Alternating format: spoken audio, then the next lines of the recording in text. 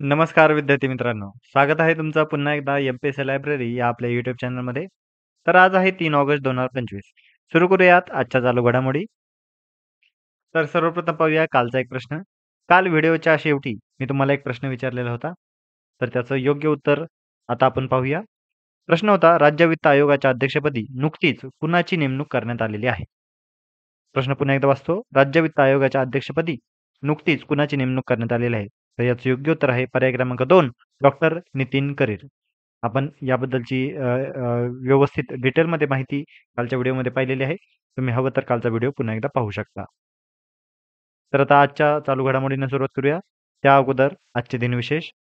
3 August 1900 या दिवशी क्रांतिसिंह नाना पाटील यांचा जन्म झालेला होता आणि आजचा दिवस ही त्यांची जयंती म्हणून साजरी केली जाते. क्रांतिसिंह नाना पाटील यांचं खूप मोठं काम स्वातंत्र्य काळात राहिलेलं आहे. ते प्रमुख म्हणजेच सातारा येथील प्रति सरकारचे म्हणजेच पत्री सरकारचे ते संस्थापक होते.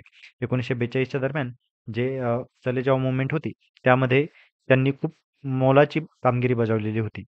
तसेच स्वातंत्र्य मिळाल्यानंतर त्यांनी राजकारणात देखील प्रवेश केला होता आणि बीड जिल्ह्याचे ते माजी खासदार म्हणून देखील राहिलेले आहेत.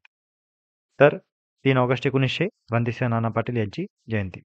त्यानंतर 3 ऑगस्ट 1948 या दिवशी भारतीय अणुऊर्जा आयोगाची म्हणजेच इंडियन ॲटॉमिक एनर्जी कमिशन याची स्थापना झालेली आहे. तर लक्षात घ्या या दोन्ही दिनविशेष आपल्यासाठी महत्त्वाचे आहेत. क्रांतिसिंह नाना पाटील यांची जयंती आणि भारतीय अणुऊर्जा आयोग म्हणजे इंडियन ॲटॉमिक एनर्जी कमिशन याची स्थापना आजच्या दिवशी झालेली होती. तर आता आजच्या चालू घडामोडींना सुरुवात करूया. सर्वप्रथम वर्ल्ड अफेअर्स या घटकातील माहिती म्हणजे भारत आणि ब्रिटनमधील मुक्त व्यापार करार. आता नुकताच भारत आणि ब्रिटनमध्ये फ्री ट्रेड अग्रीमेंट झालेले आहे म्हणजेच मुक्त व्यापार कराराला संमती भेटलेली आहे. पूर्ण अंमलबजावणीसाठी आता एकूण 15 महिने अपेक्षित आहेत असं सांगण्यात येत आहे. पंतप्रधान नरेंद्र मोदी यांच्या लंडन भेटीदरम्यान हा करार करण्यात आलेला होता. ब्रेक्झिट नंतर युकेचा हा सर्वात मोठा व्यापार करार आहे. आपल्यासाठी परीक्षेच्या अनुषंगाने देखील विचारला जाऊ शकतो की नुकतेच भारताने कोणत्या प्रमुख देशासोबत मुक्त व्यापार करार संमत केलेला आहे. तर त्या अंतर्गत आपल्याला उत्तर देता येणं अपेक्षित आहे तो म्हणजे ब्रिटन. भारत आणि युनायटेड किंगडममधील व्यापक आर्थिक आणि व्यापार करार हा आहे. 99% भारतीय निर्यातीला आता युकेमध्ये शुल्कमुक्त प्रवेश मिळणार आहे. त्यामुळे आपल्यासाठी ही खरंच खूप महत्त्वाची अशी बातमी आहे. समुद्री उत्पादनांवर शुल्क पूर्णपणे काढले जाणार आहे. म्हणजेच मासे वगैरे या उत्पादनावर आता शुल्क पूर्णपणे काढले जाणार असून भारतीय व्यावसायिकांना 35 क्षेत्रामध्ये 2 वर्षापर्यंत युकेमध्ये कार्यालय नसतानाही काम करण्याची आता संधी मिळणार आहे. तर असे खूप मोठ्या तरतुदी या अंतर्गत आहेत. आपल्याला अगदी सर्व तरतुदी माहिती असणं गरजेचं नाही, परंतु आपल्याला हे माहिती असणं गरजेचं आहे, की आपण प्रमुख कोणत्या देशासोबत मुक्त व्यापार करार संमत केलेला आहे. तर त्या देशाचं नाव आहे ब्रिटन. तर आता पुढची एक महत्त्वाची आता बातमी पाहूया. वाघांच्या निरीक्षणासाठी आता कृत्रिम बुद्धिमत्तेचा देखील वापर करण्यात येणार आहे. आपण आता सध्याच्या वर्ल्डमध्ये पाहतच आहोत, की कृत्रिम बुद्धिमत्ता म्हणजेच आर्टिफिशियल इंटेलिजन्स हे प्रत्येक क्षेत्रामध्ये आता सुरू झालेलं आहे आणि आगामी काळामध्ये याचे परिणाम आपल्याला सर्वांनाच दिसणार आहेत. परंतु निगेटिव्ह सोबतच याचे चांगले परिणाम देखील आपल्याला दिसणार आहेत. त्यातीलच एक महत्त्वाचे म्हणजे आता विदर्भातील वाघांचे निरीक्षण करण्यासाठी आता एआयचा वापर करायला सुरुवात होणार आहे. याचं ठिकाण म्हणजे नागपूरमध्ये आहे. महसूल मंत्री बावनकुळे यांच्या उपस्थितीत हा करार संमत करण्यात आला. महाराष्ट्र सरकारने जुलै 2025 मध्ये मार्वल कंपनीसोबत हा करार केलेला आहे. मार्वल ही कंपनी आहे ती म्हणजेच Maharashtra research and vigilance for enhanced law and enforcement limited ही अशी कंपनीचं नाव आहे. 3150 एआय सक्षम कॅमेरे स्थापित करण्याचा निर्णय घेतलेला आहे. तसेच प्रत्येक गावात अलार्म सिस्टम बसवण्यात आलेले आहेत आणि वाघ, बिबट्या आल्यावर सायरन वाजवले जाणार आहेत. म्हणजे आर्टिफिशियल इंटेलिजन्सचा उपयोग आपल्याला कोणकोणत्या क्षेत्रामध्ये होऊ शकतो यावरून आता हे सिद्ध होत आहे. तसेच ताडोबा अंधारी व्याघ्र प्रकल्पामधील 20 गावांमध्ये एआय चेतावणी प्रणाली कार्यरत आहे आणि या अंतर्गतच आता वाघांच्या निरीक्षणासाठी एआय देखील आता इत्थंभूतपणे म्हणजे खूप सविस्तरपणे आता वापरले जाणार आहे आणि आपण देखील यामध्ये एआयचा वापर करून वेगवेगळ्या गोष्टी करू शकतो. तसंच आता एन्व्हायर्नमेंट रिलेटेड या घटकावर देखील आपल्याला एआयचा वापर यामध्ये करता येणार आहे. उद्या जर आपल्याला जर कोणत्या परीक्षेमध्ये जर सविस्तरपणे असा प्रश्न विचारण्यात आला, की एआय, आर्टिफिशियल इंटेलिजन्स याचे फायदे आणि तोटे अशा प्रकारचे कोणकोणते आहेत? तर यामध्ये आपण फायद्यामध्ये ही बातमी आपण नक्कीच मेन्शन करू शकतो. त्यामुळे लक्षात असू द्या वाघांच्या निरीक्षणासाठी एआयचा वापर करण्यात येणार आहे आणि याचं प्रमुख ठिकाण आहे नागपूर. आता वाघांचा विषय निघालेलाच आहे, तर त्याबद्दल आपण थोडक्यात माहिती पाहूया. वाघांना वाचवण्यासाठी सरकारने काही प्रयत्न केलेले आहेत. त्यातील प्रमुख म्हणजे 1969 मध्ये सर्व प्रकारच्या जनावरांच्या कातडी निर्यातीवर बंदी करण्यात आलेली आहे. तसेच 1972 मध्ये वन्यजीव संवर्धन कायदा हा देखील सुरू करण्यात आला होता. त्यानंतर 1973 मध्ये प्रोजेक्ट टायगर सुरू करण्यात आलेला होता आणि 2010 मध्ये जागतिक व्याघ्र दिनाला सुरुवात करण्यात आली. जागतिक व्याघ्र दिन हा 29 जुलै या दिवशी साजरा करण्यात येतो आणि 2010 मध्ये याची सुरुवात झालेली होती. त्यानंतर 2023 मध्ये इंटरनॅशनल बिग कॅट अलायन्स अशी याची देखील सुरुवात करण्यात आली होती. तर याबद्दल देखील आपल्याला वन लाइनर म्हणून विचारला जाऊ शकतो आणि आपल्याला वर्ष आणि त्या वर्षीचा कायदा हे आपल्याला माहिती असणं गरजेचं आहे. पुन्हा एकदा सांगतो 1972 मध्ये वन्यजीव संवर्धन कायदा, 1973 मध्ये प्रोजेक्ट टायगर आणि 2010 मध्ये जागतिक व्याघ्र दिनाला सुरुवात जो 29 जुलै या दिवशी साजरा करण्यात येतो आणि नुकताच 2023 मध्ये इंटरनॅशनल बिग कॅट अलायन्स याची स्थापना करण्यात आलेली होती. त्यानंतर महाराष्ट्रामध्ये काही 6 प्रमुख व्याघ्र प्रकल्प आहेत. त्याची देखील माहिती पाहून घेऊया. सर्वप्रथम आहे नवेगाव नागझिरा जो गोंदिया जिल्ह्यामध्ये आहे. त्यानंतर बोर व्याघ्र प्रकल्प जो वर्धा जिल्ह्यात आहे. त्यानंतर सह्याद्री व्याघ्र प्रकल्प जो सांगली, सातारा, कोल्हापूर या जिल्ह्यांमध्ये आहे. तसेच मेळघाट हा अमरावती जिल्ह्यात आहे आणि पेंच व्याघ्र प्रकल्प नागपूर जिल्ह्यात आहे आणि तसेच ताडोबा अंधारी हा चंद्रपूर जिल्ह्यात आहे. तर हे 6ही व्याघ्र प्रकल्प आणि त्यांचे जिल्हे हे आपल्याला माहिती असणं खूप खूप गरजेचं आहे. कारण वेगवेगळ्या परीक्षांमध्ये ऑलरेडी यावर प्रश्न विचारून झालेला आहे. आगामी काळामध्ये देखील यावर प्रश्न विचारण्याची शक्यता नाकारता येत नाही. त्यानंतर पुढची अतिशय महत्त्वाची आपल्याला बातमी म्हणजे आणि राजकीय घटकासंदर्भात महाभियोग प्रस्ताव. म्हणजे नुकताच न्यायमूर्ती यशवंत वर्मा प्रकरण आता सध्या खूप चर्चेमध्ये आहे. तर याबद्दलची आपल्याला माहिती असणं खूप खूप गरजेचं आहे. तर प्रकरण काय आहे? तर दिल्ली उच्च न्यायालयातील तत्कालीन न्यायमूर्ती यशवंत वर्मा यांच्या निवासस्थानी मोठ्या प्रमाणावर रोकड सापडल्याने महाभियोग प्रस्ताव लोकसभा आणि राज्यसभेत सादर करण्यात आलेला आहे. आता लक्षात घ्या, महाभियोग प्रस्ताव हा आपला सिलेबसमधला पॉइंट देखील आहे. महाभियोग प्रस्तावाला इंग्लिशमध्ये इम्पीचमेंट प्रोसेस असं म्हटलं जातं. तर महाभियोग प्रस्ताव आता नुकताच न्यायमूर्ती यशवंत वर्मा यांच्यावर दाखल करण्यात आलेला आहे. तर याबद्दल एक आपण थोडक्यात माहिती पाहूया. तर या प्रकरणांतर्गत जो महाभियोग प्रस्ताव दाखल झालेला आहे, यावर लोकसभेतील 145 व राज्यसभेतील 63 खासदारांनी सह्या केलेल्या आहेत. यामध्ये राहुल गांधी आणि रविशंकर प्रसाद यांचा देखील समावेश आहे. त्यामुळे आपल्यासाठी ही महत्त्वाची बातमी आहे.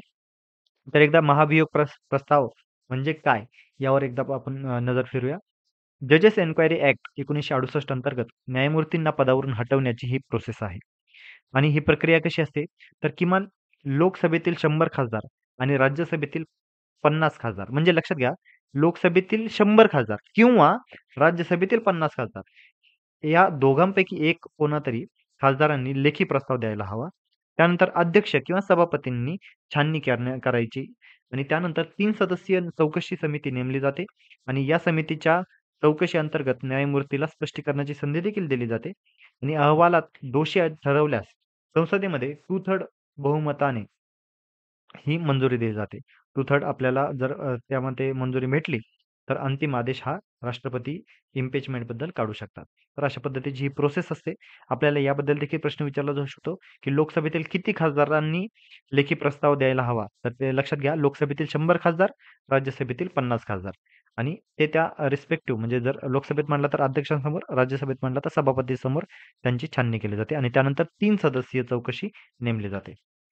आणि इतिहासामध्ये सध्या महाभियोग कोणावर दाखल झालेला होता? तर हो, 1991 मध्ये न्यायमूर्ती व्ही. रामास्वामी यांच्यावर महाभियोग प्रस्ताव दाखल झाला होता. परंतु ही जी प्रोसेस होती ही अर्धवट राहिली होती. कारण बऱ्याच ठिकाणी बऱ्याच खासदारांनी यामधून माघार घेतली होती. त्यामुळे ही प्रोसेस अंतिम झालेली नव्हती. त्यामुळे असा जर प्रश्न आला, की आजवर कोणत्याही न्यायमूर्तीला राष्ट्रपतींनी हटवलेले नाही, तर हे उत्तर बरोबर असेल. कारण आजपर्यंत कोणताही न्यायमूर्ती इम्पीचमेंट प्रोसेसने हटवला गेलेला नाही. आणि जर आता हे जे आपले न्यायमूर्ती आहेत यशवंत वर्मा, हे यांची जर प्रक्रिया पूर्ण झाली, तर ते भारताचे पहिले न्यायमूर्ती ठरतील, जे महाभियोग पदावरून हटवले जातील. त्यामुळे आपल्याला याबद्दलची खूप सविस्तर माहिती असणं खूप खूप गरजेचं आहे आणि आपण ऑलरेडी ही आता सर्व गोष्टी याबद्दलच्या पाहिलेल्या आहेत. त्यामुळे लक्षात असू द्या परीक्षेच्या अनुषंगाने ही खूप महत्त्वाची बातमी आहे. एकतर कुणावर दाखल झालेला आहे, तर न्यायमूर्ती यशवंत वर्मा आणि त्याची प्रोसेस याबद्दल देखील पॉलिटिक्स म्हणजे राज्यघटनेच्या अंतर्गत आपल्याला प्रश्न विचारला जाऊ शकतो. त्यामुळे आपल्याला ही माहिती आता आपण पाहिलेली आहे. त्यानंतर पंतप्रधान मोदींनी आता नुकताच एक विक्रम केलेला आहे. इंदिरा गांधींचा त्यांनी विक्रम मोडलेला आहे. पंतप्रधान नरेंद्र मोदी यांनी सलग 4078 दिवसांचे पंतप्रधानपद पूर्ण करत इंदिरा गांधींचा विक्रम मोडलेला आहे. आता ते पंडित नेहरूनंतर सर्वाधिक काळ सलग पंतप्रधान राहणारे दुसरे नेते ठरलेले आहेत. लक्षात घ्या. ते सलग कार्यकाळांबद्दल बोलत आहेत. कारण इंदिरा गांधीचा एकूण कार्यकाळ हा जास्त आहे. कारण मध्यंतरी अ, ज्यावेळेस आपल्याकडे इमर्जन्सी त्यांनी लागू केली होती, तेव्हा त्यावेळेस त्यांना राजीनामा द्यावा लागलेला होता. परंतु त्या इथे विक्रम कोणता मोडलेला आहे? तर सलग कार्यकाळाचा मोडलेला आहे, हे लक्षात घ्या. सलग कार्यकाळानुसार पहिले 3 पंतप्रधान कोण आहेत? तर पंडित नेहरू 6130 दिवस, नरेंद्र मोदी 4078 दिवस आणि इंदिरा गांधी 4077 दिवस. तर आपल्यासाठी ही खूप महत्त्वाची अशी बातमी आहे आणि पंतप्रधान मोदींनी आता दुसऱ्या स्थानी आता झेप घेतलेली आहे. इंदिरा गांधीचा त्यांनी विक्रम मोडलेला आहे. मोदींच्या नावावर काही महत्त्वाचे विक्रम देखील आहेत. स्वातंत्र्यानंतर जन्मलेले ते पहिले पंतप्रधान आहेत. म्हणजे या अगोदरचे सर्व पंतप्रधान हे 1947च्या अगोदर जन्मलेले आहेत. बिगर काँग्रेसी आणि हिंदी भाषक राज्यातून सर्वाधिक काळ ते सत्तेवर असलेले पंतप्रधान आहेत. 2 वेळा पूर्ण बहुमताने सत्तेत आलेले पहिले बिगर काँग्रेसीचे नेते देखील ते ठरलेले आहेत. सलग 3 लोकसभा निवडणूक जिंकलेले ते नेते आहेत 2014, 2019 आणि 2024. इंदिरा गांधीनंतर पूर्ण बहुमताने निवडून आलेले ते एकमेव पंतप्रधान आहेत. तसेच सलग 6 निवडणुका जिंकलेले सार्वकालीन एकमेव नेते आहेत. म्हणजे लक्षात घ्या, ही खूप महत्त्वाची बातमी आहे. सलग 6 निवडणुका म्हणजे कोणत्या? गुजरात विधानसभेच्या 2002, 2007, 2012 आणि लोकसभेच्या 2014, 2019 आणि 2024 अशा सलग 6 निवडणुका जिंकलेले ते सार्वकालीन एकमेव नेते आहेत. ही देखील आपल्याला परीक्षेच्या अनुषंगाने खूप खूप महत्त्वाची बातमी आहे. त्यामुळे लक्षात घ्या, पंतप्रधान मोदींचा आता हा विक्रम आहे. तर या होत्या आजच्या चालू घडामोडी. तर आजच्या चालू घडामोडी खरंच खूप महत्त्वाच्या होत्या. आपल्याला याबद्दलची आता सविस्तर माहिती आता झालेलीच असेल. तर याच चालू घडामोडीवर आधारित आजचा एक प्रश्न पाहून घेऊया. नवेगाव नागझिरा व्याघ्र प्रकल्प हा कोणत्या जिल्ह्यामध्ये स्थित आहे? तर लक्षात घ्या, खूप सोपा प्रश्न आहे. पुन्हा एकदा वाचतो. नवेगाव नागझिरा व्याघ्र प्रकल्प हा कोणत्या जिल्ह्यामध्ये स्थित आहे? पर्याय क्रमांक 1 आहे वर्धा, पर्याय क्रमांक 2 आहे चंद्रपूर, पर्याय क्रमांक 3 आहे नागपूर आणि पर्याय क्रमांक 4 आहे गोंदिया. तर याचं योग्य उत्तर तुम्ही सर्वांनी मला कमेंटमध्ये सांगायचं आहे. योग्य उत्तर देणाऱ्याला आम्ही नक्कीच लाईक देऊ आणि तुमच्या काही क्वेरीज जरी असतील, तुम्हाला काही प्रश्न असतील किंवा तुमची काही मागणी असेल, तर ती देखील तुम्ही कमेंटमध्ये मांडली, तर आम्हाला देखील त्याबद्दल आम्हाला विचार करता येईल. तर या होत्या आजच्या चालू घडामोडी. तर अशाच अधिकाधिक इन्फॉर्मेटिव्ह कंटेंटसाठी आमच्या एम-पी-एस-सी लायब्ररी या YouTube चॅनलला फॉलो करायला विसरू नका. आम्ही YouTube सोबतच Telegram, WhatsApp, Facebook, Instagram आणि X.com म्हणजेच Twitter या सर्व सोशल मीडिया प्लॅटफॉर्मवर आहोत. या सर्वच ठिकाणी आम्हाला फॉलो करायला विसरू नका. धन्यवाद.